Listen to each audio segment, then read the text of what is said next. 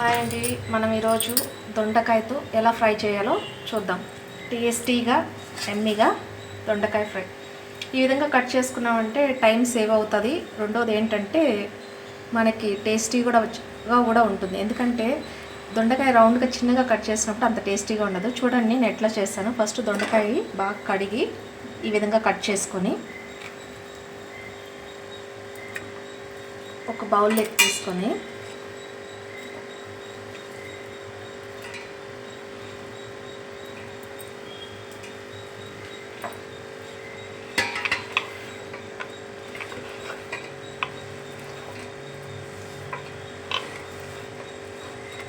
పిల్లలు కూడా బాగా ఇష్టంగా తింటారండి. ఈ విధంగా చెప్తే తీసుకున్నాం కదా, దీంట్లో ఏం చేయాలంటే సాల్ట్ వేయాలి. దీంట్లో ఫస్ట్ సాల్ట్ వేయాలన్నమాట.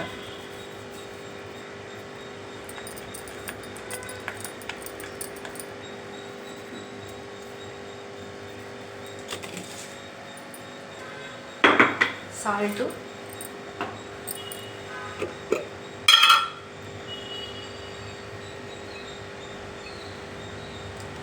ఇంత పసుపు పొడి వేస్తే చాలు.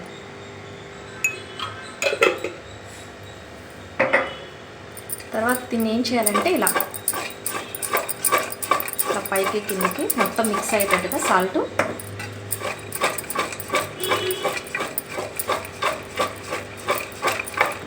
బాగా చేయాలన్నమాట. ఎందుకంటే ప్రాపర్గా మొత్తం అంతా మిక్స్ కావాలి కాబట్టి. నెక్స్ట్ బాండలు తీసుకొని దానికి లైట్గా డీప్ ఫ్రై అయిన ఆయిల్ తీసుకోవాలన్నమాట.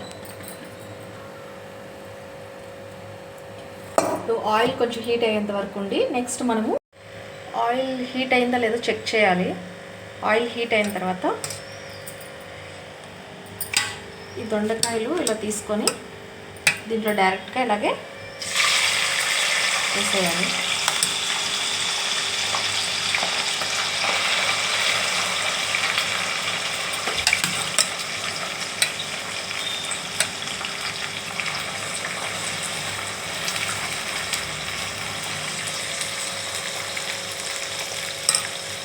టూ మినిట్స్ అలాగే బాగా డీప్ ఫ్రై అయ్యేంత వరకు అలాగే ఉంచాలన్నమాట. ఇలా ఒకసారి కలిపెట్టాలి. అలాగే వేసి పెట్టకుండా ఒకసారి బాగా మొత్తం అంతా కలిపెట్టాలన్నమాట. ఇది ఒకసారి కలిపెట్టిన తర్వాత అందులోకి మనం దానికి సంబంధించిన ఐటమ్స్ ఇన్ని తెల్లగడ్డలు తీసుకొని ఇన్ని తెల్లపప్పులు తీసుకొని మిక్సీలో వేసుకోవాలన్నమాట.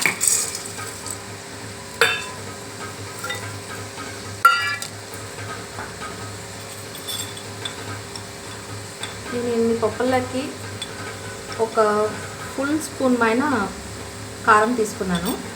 మీరు మీకు టేస్ట్కి తగ్గ కారం తీసుకోండి. నెక్స్ట్ దాంట్లో కొంత కొబ్బరి కూడా వేసుకోండి మిక్సీలో. నెక్స్ట్ మిక్సీ వేసేసేయండి దాన్ని. చూడండి ఈ మాదిరి ఎర్రగా వచ్చేసిన తర్వాత ఇవన్నీ మనము ఒక బౌల్లోకి తీసుకోవాలన్నమాట.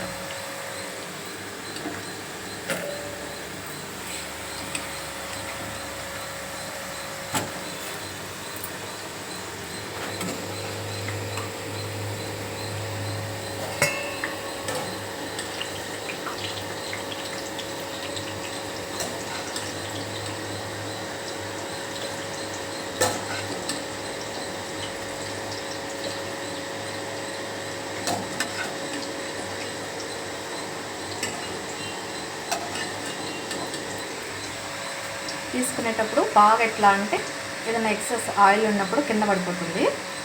ఇలా తీసేసుకున్న తర్వాత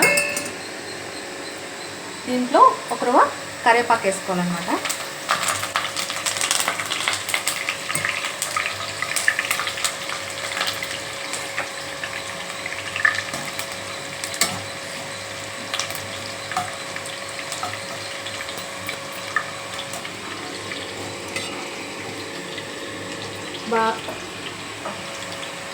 బాగా చిటపట అయిన తర్వాత ఈ కరివేపాకు కూడా దీంట్లోకి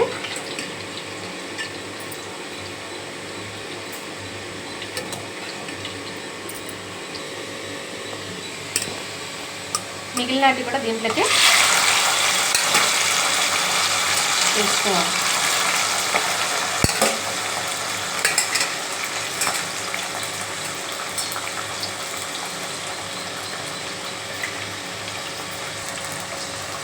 వేసిన తర్వాత కాసేపు ఒక 2 minutes ఇలా బాగా కలబెట్టాలి.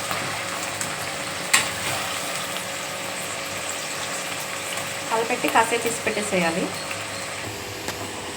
ఇప్పుడు మళ్ళీ మిగిలినటి వేయించినట్టు కూడా దీంట్లో వేసేసుకొని ఇందాక మనం గ్రైండ్ చేసుకున్న ఆ పప్పుల పొడిని దీని మీద వేసుకోవాలన్నమాట.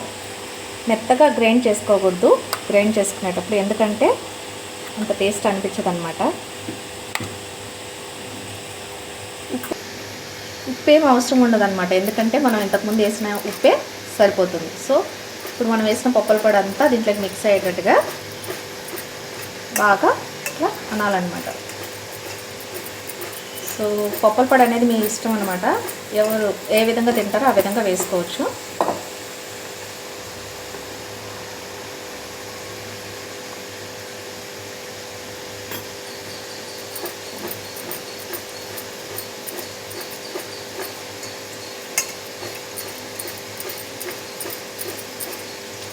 మాదిరి బాగా కలిపెట్టిన తర్వాత సో డైరెక్ట్గా ఈ మాదిరి ప్లేట్ తెచ్చుకొని పిల్లలకి సర్వ్ చేసి పెట్టినా కూడా, అన్నంలో కాకపోయినా కూడా డైరెక్ట్గా కూడా ఈవినింగ్ స్నాక్స్లో కూడా ఈజీగా పిల్లలకి పెట్టచ్చు అనమాట. సో